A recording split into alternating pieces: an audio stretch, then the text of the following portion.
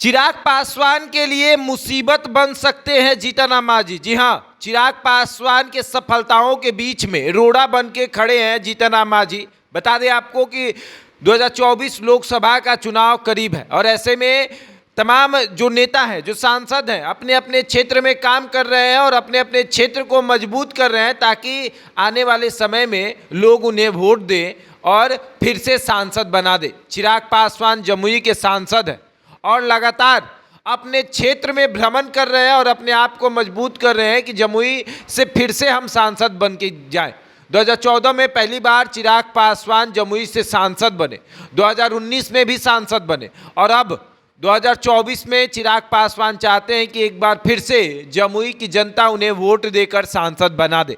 लेकिन जीतन राम मांझी अब बीच में आकर खड़े हो गए। जीतन राम मांझी का मानना है कि जमुई से अब उन्हें भी चुनाव लड़ना है।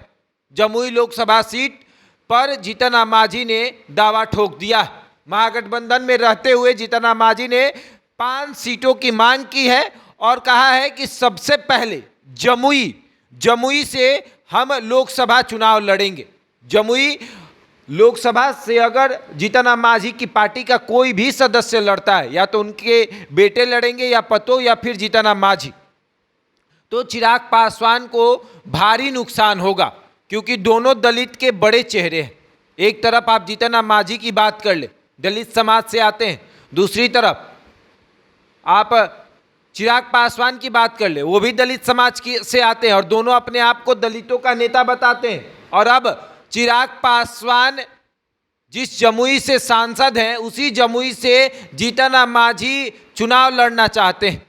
जीतन राम मांझी की पार्टी 5 सीटों की मांग कर रही है और क्षेत्र भी बता रही है कि जमुई लोकसभा सीट, और जैसे ही आपके दिमाग में जमुई लोकसभा सीट आता है, चिराग पासवान का नाम आता है कि अब चिराग पासवान क्या करेंगे। हाजीपुर से तो उनके चाचा चुनाव लड़ रहे हैं तो हाजीपुर में जा नहीं सकते हैं, और जमुई में जहां से वो खुद सांसद थे अब वहां से जीतन राम मांझी चुनाव लड़ना चाहते हैं। और एक बड़ी बात है कि अब जीतन राम मांझी के सामने चिराग पासवान खड़े भी नहीं हो सकते हैं। आपने देखा किस तरीके से इफ्तार पार्टी में जीतन राम मांझी ने चिराग पासवान को नहीं बुलाया था। उस वक्त हमने आपको ये बात कहा था कि एक बड़ी रणनीति बन रही है जीतन राम मांझी के दिमाग में, और वो रणनीति ये है कि अब चिराग पासवान के खिलाफ जीतन राम मांझी की पार्टी उतरेगी मैदान में। और सबसे बड़ी बात कि अगर महागठबंधन में जगह नहीं मिला जीतन राम मांझी को, तो जीतन राम मांझी एनडीए में शिफ्ट होंगे तो जमुई से चुनाव लड़ेंगे। और उस वक्त अगर चिराग पासवान एनडीए में शिफ्ट होंगे तो कैसे होगा सीट बंटवारा? क्या चिराग पासवान को शर्त माननी पड़ेगी भाजपा की या जीतन राम मांझी की? क्योंकि जीतन राम मांझी कह रहे हैं हम सब कुछ छोड़ देंगे, जमुई नहीं छोड़ेंगे, जमुई से हम तैयारी कर रहे हैं और जमुई से ही चुनाव लड़ेंगे। तो अब देखने वाली बात यह है कि चिराग पासवान क्या करेंगे अगर जीतन राम मांझी जमुई से चुनाव लड़ेंगे तो।